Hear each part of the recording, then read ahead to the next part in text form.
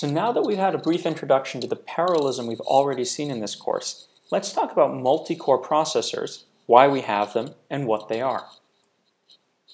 So why did we care about parallelism? Well, we cared about it because we wanted to make our programs faster. And let's look at the different ways we can make them faster. So we can increase the clock speed. So this means we do more instructions per second. If we run at 2 gigahertz instead of 1 gigahertz, we can potentially do twice as many instructions per second and run twice as fast. We can do the instructions more efficiently, that is, spend fewer clock cycles per instruction.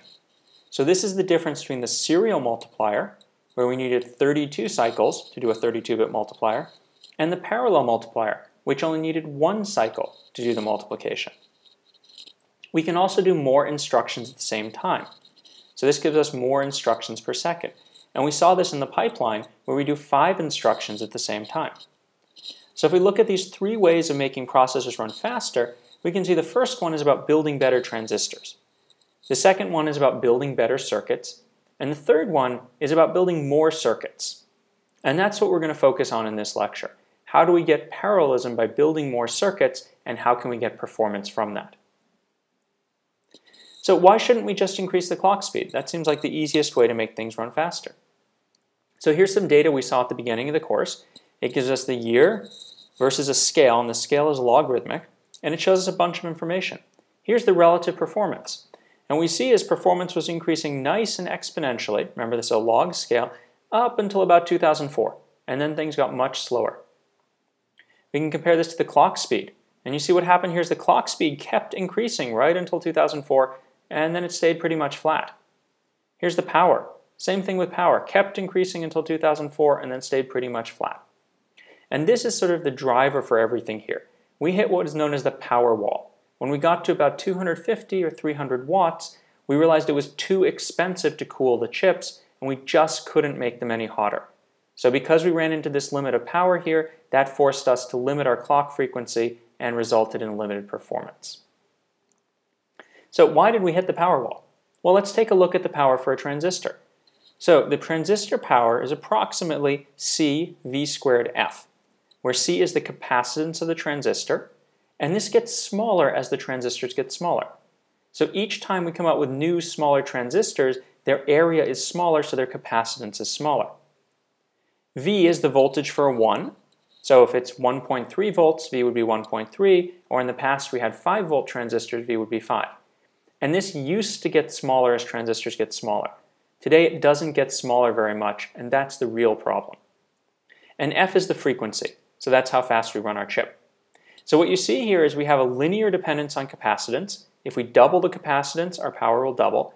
We have a quadratic dependence on voltage. If we double our voltage, our power will quadruple. And we have a linear dependence on frequency. And the key thing to remember is that voltage used to get smaller as transistors got smaller and doesn't anymore. So how can we adjust the power? Well, the capacitance doesn't actually help us. And the reason for that is transistors get smaller, so the capacitance per transistor goes down, but then we put more transistors on a chip.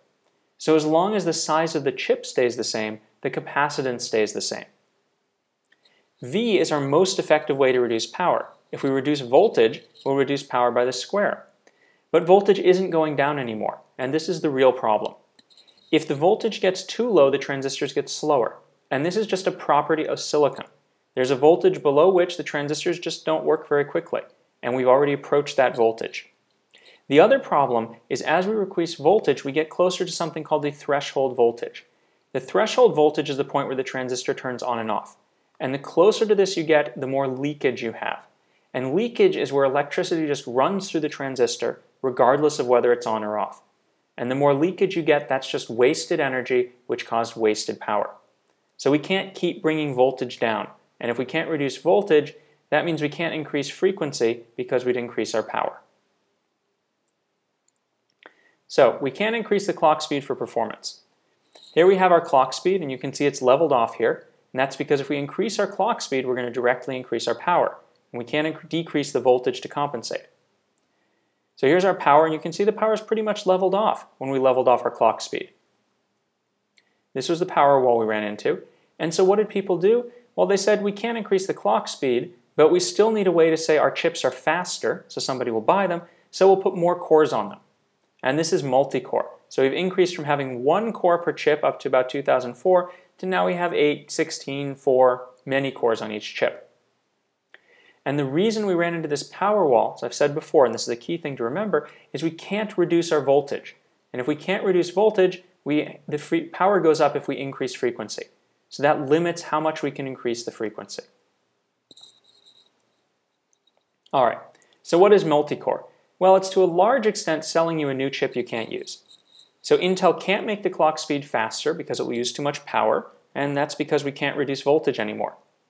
So we need to find something to do with all those transistors that makes you want to buy a new chip. And so what do? Well, they go to multi-core. They say, I'll give you 2 cores, so it'll be twice as fast, so you should buy that, or maybe 4 cores, so it'll be 4 times as fast, and you should buy that. So a question, is a 4-core machine faster for most programs? Well, the answer here is it depends on the program. Programs that can divide their work up evenly into 4 chunks can run 4 times faster with 4 cores. But most programs can't do this. So Firefox doesn't have any way to divide a web page up into 4 even chunks. Word doesn't have any way to divide up spell checking into 4 even chunks, so they don't benefit from more cores. So now we're in the era of multi-core.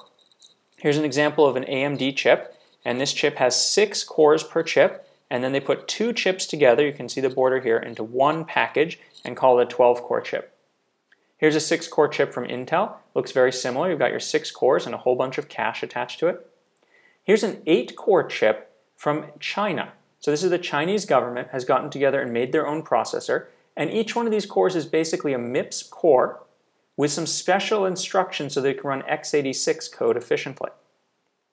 Here's an Oracle Spark processor. It has 16 cores. And again, you see here are all the cores, and then here's all the cache.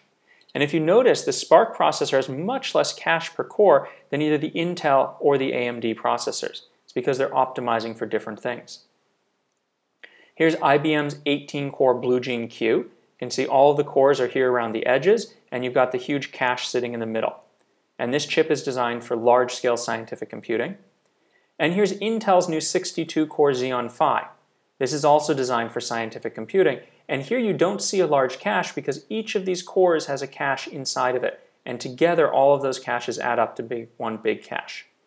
So clearly, everything's moving to multi-core. And the reason for that is that we need a way to advertise more performance even though we can't increase the frequency because we can't reduce the voltage and we're power limited.